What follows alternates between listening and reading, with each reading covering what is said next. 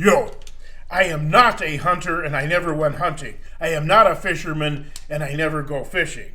Yet I do not agree with vegans who equate it with murder. I believe that for most of human history, it was necessary to hunt or fish in order to survive.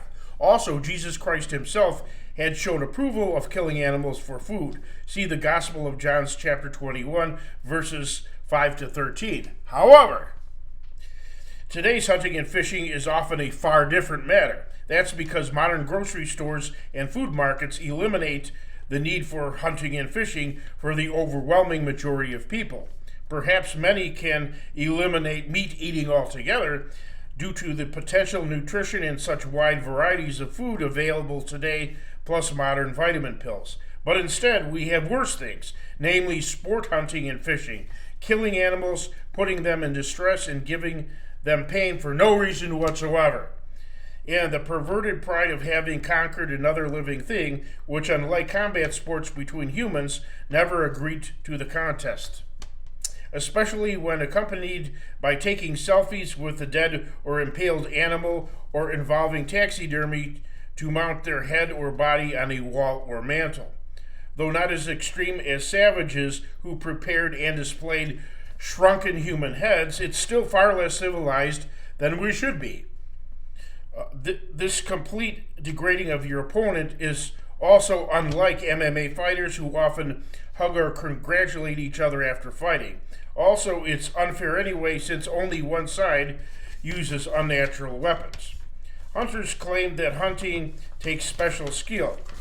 That's often true, but some remove the skill element by the following: maliciously having their shotgun barrel less than a foot away from wading ducklings or nesting geese and blasting them.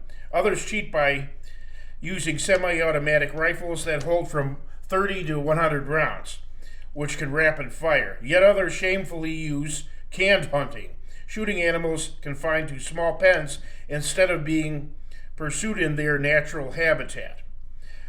Fishermen have maliciously sent powerful electric currents through the water to force fish to come up. Regardless, all hunting and fishing would be far less skillful and manly than men who supposedly defeated bulls with no weapon, only karate. Whether or not that actually happened, it's what I'd require to earn my respect. Then hunting's danger to other people. Serious accidents and fatalities from falling from tree stands, accidental shootings, inclement weather, etc. Some claim that hunting is safer than sports like bowling or volleyball since hunting's injury rate is lower. But that's nonsense, since hunting mishaps are far more severe when they occur, while injuries from numerous other sports are minor despite higher frequency. Some sports are far more dangerous than hunting, such as base jumping and race car driving. However, they generally only endanger those who choose to participate in them. But outdoor shooting sports can endanger any non-hunter who's just minding their own business far away, within a mile radius, since bullets keep going until they hit a solid object. Is hunted meat safer than store-bought? No! Store-bought is safer as it must legally pass meat inspection standards, while hunted meat does not.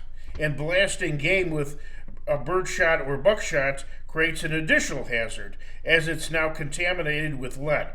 Cheaper than store-bought? Only if you're an especially successful hunter and your gear and travel costs are low.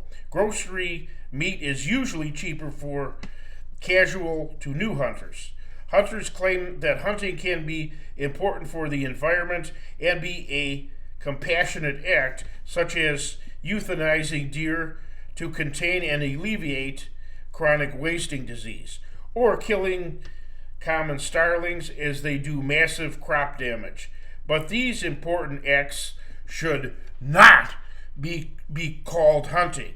They are rightfully called culling. Likewise, fishing for the purpose of removing invasive species like common carp that destroy habitats of native fish and amphibians. Call it culling. Hunters rightfully say that poaching is not hunting, but this doesn't make sport hunting okay any more than the distinction from grand theft makes petty theft okay. Some also say that hunters are the most outspoken critics of poaching. I'm sure they are. Not because they care about animals, but to divert attention away from themselves to help prevent sport hunting from also being illegal. Those that help stop poaching the most are governments that establish anti-poaching laws and anti-poaching rangers and soldiers. Hunters do nothing. And whether with a crossbow, handgun, harpoon, longbow, rifle, or shotgun, they all produce pain and terror for animals who often die slow deaths from their wounds or bleeding out. Many animals run off permanently wounded and never recovered by the hunters, and many animals are left orphaned. That's unlike the quick and relatively painless deaths by decapitating chickens or using a captive bolt pistol on cattle. Hunters cry that their methods are less painful overall than animals being abused with inhumane farming methods such as battery cages and gestation crates. But that's just more deflection. Those who counteract animal cruelty include organizations like the Humane Farming Association and ASPCA, farmers who only use humane methods, independent folks who actively protest or avoid doing business with the worst offenders, and vegetarians who eliminate such demand on a personal level. Hunters do nothing.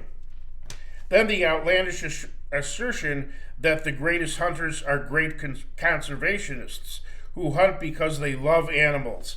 Yuck! Their profound connection to animals and the environment, etc. Ick!